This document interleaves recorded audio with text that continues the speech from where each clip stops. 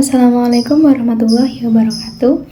Izin memperkenalkan diri, nama saya Rahma Saifina Putri dengan nomor induk mahasiswa 210. Jadi di sini saya akan menjelaskan kembali tentang Asyur. Asyur ini adalah tahapan-tahapan untuk menyiapkan media pembelajaran yang cocok. Yang pertama yaitu analisis peserta didik. Nah, kita sebagai guru itu harus mengetahui peserta didik itu sudah tingkat dewasa atau tingkat anak-anak. Jika sudah tingkat dewasa, itu menggunakan andragogik. Dan jika masih tingkat anak-anak, itu menggunakan pedagogik. Dan guru itu harus mengetahui karakteristik peserta didik. Itu bisa menggunakan angket. Nah, di dalam angket tersebut, itu berisi nama, alamat, dan lain sebagainya. Nah, seorang guru itu juga harus mempersiapkan alat-alat yang mendukung dalam proses pembelajaran. Nah, guru juga harus menyesuaikan gaya belajar siswa agar proses pembelajaran berjalan dengan baik dan benar. Nah, guru itu juga harus mengetahui pengetahuan awal siswa. Nah, jadi siswa yang dulunya itu TK terlebih dahulu, kemudian SD, dengan siswa yang langsung ke SD, itu pasti pengetahuan awalnya berbeda. Dan seorang guru itu juga harus paham gaya belajar peserta didik. Dengan guru paham, itu guru bisa menentukan metode, strategi, model apa yang cocok untuk masing-masing gaya belajar siswa. Nah, ketika gaya belajar siswa semua sudah terpenuhi dengan metode, strategi, dan model yang guru berikan, maka pembelajaran akan berjalan dengan baik dan efisien. Nah, yang kedua yaitu state objective, yaitu menyatakan tujuan pembelajaran. Nah, di state objective ini yang pertama itu ada learning outcome assessment, yaitu menentukan hasil belajar. Nah, itu dengan seorang guru menentukan itu belajarnya mereka tujuannya itu sampai C berapa.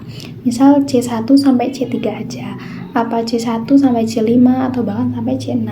Misal hanya cuma dengan sampai C1 mengingat itu bisa menggunakan gambar atau media visual. Kemudian ada course rubric. Nah, di dalam course rubric ini ada yang namanya skill atau konsep. Di sini siswa bisa menjelaskan pembelajaran yang sudah diajarkan. Kemudian ada pronunciation atau accuracy. Itu siswa bisa menjelaskan dengan baik dan benar. Misal guru menargetkan 80%. Jadi dari 100%, 80% siswa itu harus bisa dan paham, kemudian bisa menjelaskan dengan baik dan benar pelajaran yang sudah dipelajari barusan. Nah, kemudian ada condition of performance. Itu siswa bisa menjelaskan pembelajaran dengan baik dan benar setelah menonton video pembelajaran atau video animasi. Nah, jadi setelah siswa melihat video interaktif, nah itu siswa bisa menjelaskan kembali apa yang ada di dalam video tersebut.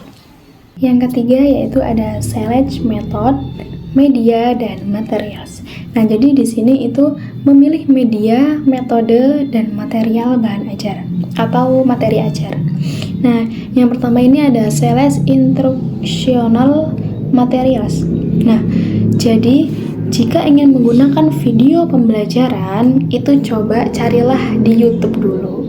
Nah, jika di YouTube ada, nah gunakanlah yang sudah ada atau yang sudah ada di YouTube. Tinggal di-download, kemudian dipaparkan ke anak didik.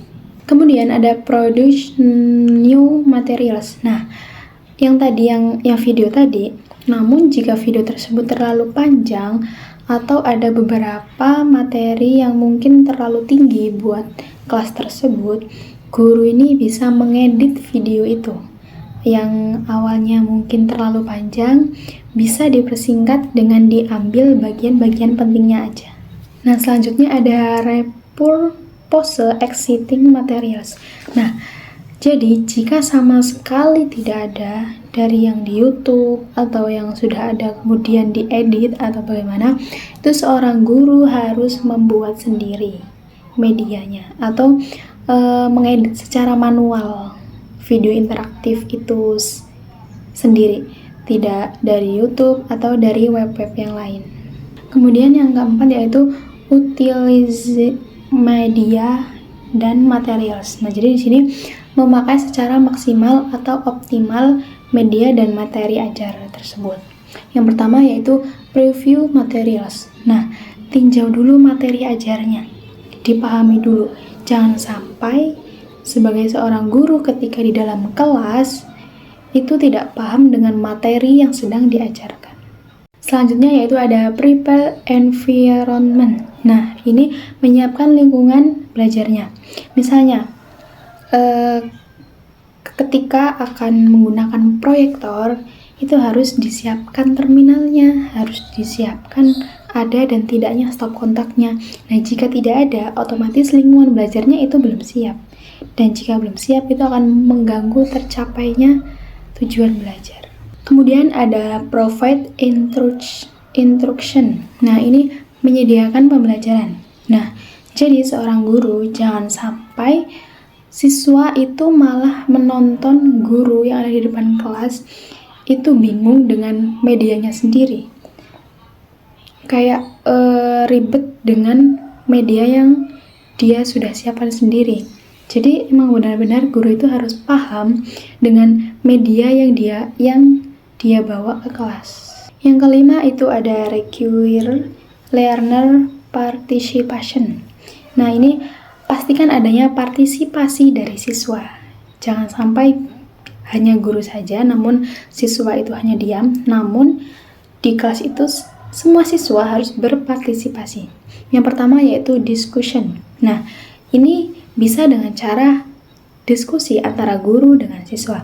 Yang kedua yaitu small group activities, yaitu dengan membentuk kelompok-kelompok kecil. Nah, dari kelompok-kelompok kecil tersebut itu bisa memberikan jawaban yang berbeda-beda dan terjadilah juga diskusi.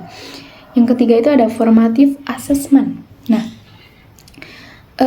dengan pada saat mengajar itu guru bisa menyelipkan tanya jawab. Misal setelah menjelaskan perkembangbiakan vegetatif, itu nanti guru juga diselipkan tanya jawab sedikit.